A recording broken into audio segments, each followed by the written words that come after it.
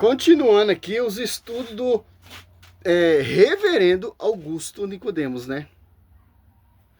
A diferença é que o número de evangélicos vem crescendo a cada censo que é feito pelo IBGE. A igreja evangélica vem crescendo no Brasil e isso com a passagem de muitos católicos para essas igrejas, especialmente as pentecostais e neopentecostais. Deixa eu dar aqui um pequeno... Engraçado, pô, aí eu vou fazer uma pesquisa, eu vejo muito protestantes tornando católico. Olha só, pô, a rincha, o foco não é mais Jesus Cristo, o foco é esse tipo de evangelho. Que evangelho? 2 Coríntios 4. Que irão proclamar outro Jesus diferente. Simples. Aonde está 100% a salvação? Aonde está 100% a verdade? A quem foi confiado? A Bíblia dá esse respaldo. 1 Timóteo 3,15, a igreja, ela é coluna que sustenta a verdade. Se você se aparta dessa coluna, você vai observar o quê? Acreditar em tudo que prega. Porque você não está mais na verdade. Porque Efésios 3,10, a divina diversidade saber ser conhecida pela igreja. Que igreja? É uma igreja presbiteriana? Que igreja? É a universal? Que igreja? É a Assembleia? Não. A igreja que vem do fundamento dos apóstolos. Que não são divisão. Simples entender isso. Mas vamos lá, né? Pequeno histórico do começo da igreja católica. Embora ela diga que começou com Cristo, na verdade, ela toma forma a partir de 324 com o decreto do imperador Constantino, que torna o cristianismo em religião oficial do... Olha só a malícia, voltando ao vídeo aqui do reverendo. Tudo começou ali, foi quando Constantino, em 313, simplesmente, antes, desde São Pedro até Constantino, se eu não me engano, já se passaram 32 papas. O que o imperador fez? Constantino deu liberdade de culto e o imperador Teodoro oficializou a igreja estatal romana, em 380. Mas a Bíblia diz que São Pedro está ali na Babilônia e Roma, 1 Pedro 5,13. Então, meu irmão, não vem com esse contexto que fala que foi Constantino que fundou a igreja católica, etc., trouxe toda a heresia. Cai quem acredita nessa história amputada, né?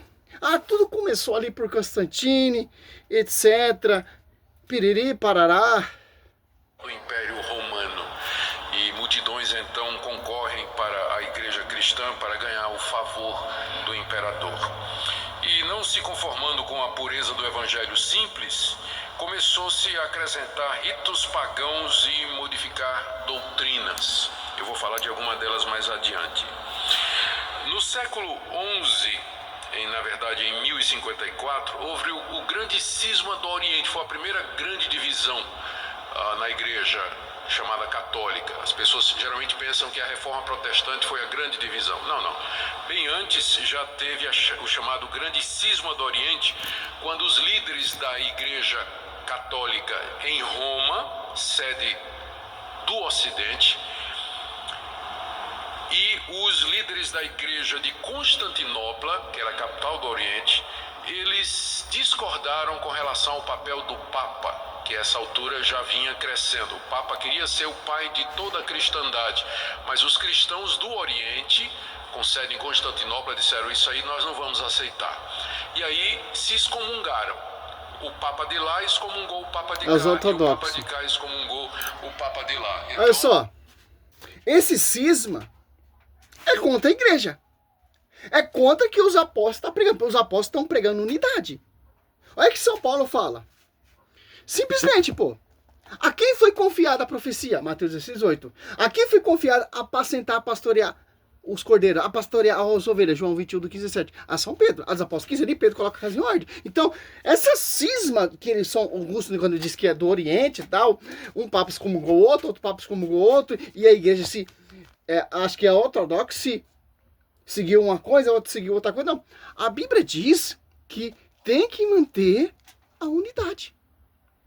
Em obediência, em concordância com o bispo de Roma. Olha só, 1 Coríntios 10, ou Filipenses 2:2, se preferir, roga-vos, irmãos, em nome de nosso Senhor Jesus Cristo, que todos estejam em pleno acordo, que não haja entre vós divisões, ó. Viver em boa harmonia, no mesmo espírito, no mesmo sentimento, ó. Quem não aceita o Papa, já está em divisão. Ah, mas ali não foi a reforma protestante, não foi só ali que começou a reforma. Mas a reforma protestante foi a pior, porque cada um prega uma coisa. Só foi um passo acrescentando, para você ver, entender como são as divisões.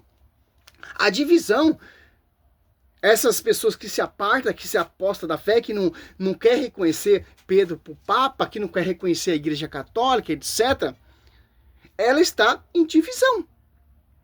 E a Bíblia está proibindo divisão.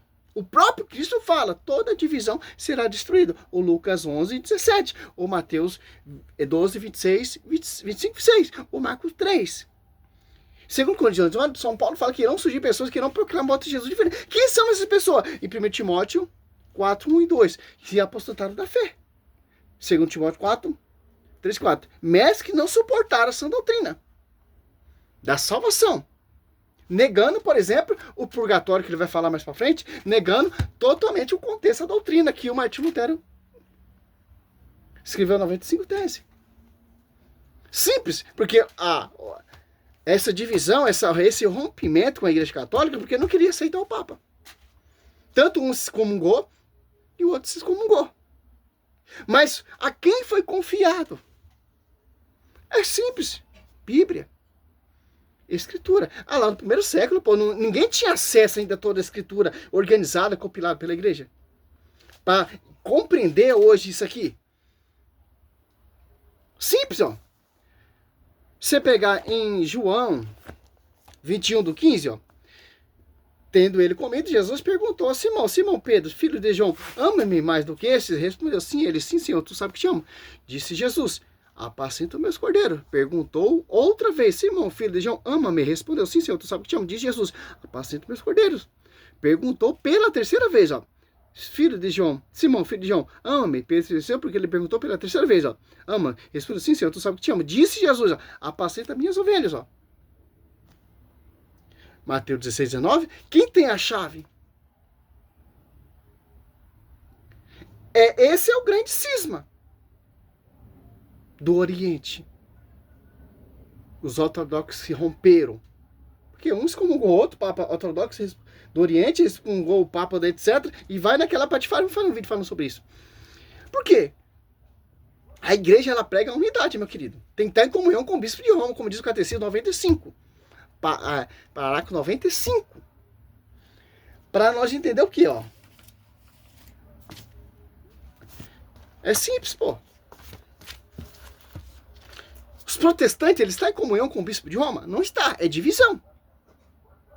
Certo? Olha só. Eu vejo um ortodoxo aí defendendo a igreja católica, por conta dos vídeos do Lucas Manzoli, eu fico apaixonado por esse ortodoxo, pô. É muito diferente das igrejas protestantes. Ó, 95, ó. Ficar, portanto, claro que o seguinte, segundo 95, deixa eu ver se é isso mesmo. Não, 95 não, é 85. E 95 também dá para formular também uma pregação. Fica, portanto, claro que, segundo a sapientíssimo plano divino, a Sagrada Tradição é a Sagrada Escritura. E o magistério da igreja estão de tal modo entrelaçada e unida que uma não tem consistência sem os outros, ou que juntos, cada qual a seu modo, sob a ação do mesmo Espírito, contribui eficazmente para a salvação das almas. Ó. Olha só, a tradição, a escritura, o magistério, ela se entrelaça, ela se une. Uma alimenta a outra, como posso falar assim. Uma sobrevive da outra. Uma está em concordância com a outra, com o magistério. A tradição está em concordância com a Bíblia. A Bíblia está em concordância com a tradição, com o magistério. Olha só, 85. Ofício de interpretar autenticamente a palavra de Deus, escrito ou transmitida, foi confiado unicamente ao magistério vivo da igreja, cuja autoridade é exercida em nome de Jesus Cristo. Ó. Isto foi confiado ao bispo em comunhão como sucessor de Pedro, bispo de Roma. E essas igrejas, essa igreja do Oriente, ela tem pedaço da verdade. As protestantes não. Se eu não me engano, as igrejas que tem pedaço da verdade são 7. 7. A ortodoxa é uma delas. A presbiteriana, eu não sei. Vou fazer um estudo sobre isso mais pra frente. São 7 que tem pedaço da verdade. Que tem uma liturgia, que tem uma doutrina, que tem um pastoreio, etc. As protestantes não, pô. Ela não oferece nem um pedaço da verdade. Mas essas 7, a igreja excêntrica, se eu não me engano, que contém pedaço da verdade. E essa do Oriente é uma delas. Simples. A Universal não tem verdade. A Triangular não tem verdade. Os mornos piorou, são seitas. A presbiteriana, o modo de pensar do reverendo Augusto Nicodemos, ela tem pedaço da verdade. Que é fruto de João Calvino, né? É simples. Luterana, pedaço da verdade. Simples, ó. Se não está em comunhão com o bispo de Roma, é seita. Tá fora. Porque a verdade e a autoridade está sob o magistério. Mateus 28:20. O Espírito Santo que guia a igreja. Não igrejas. Certo? Salve Maria, sou servo missionário Roberto.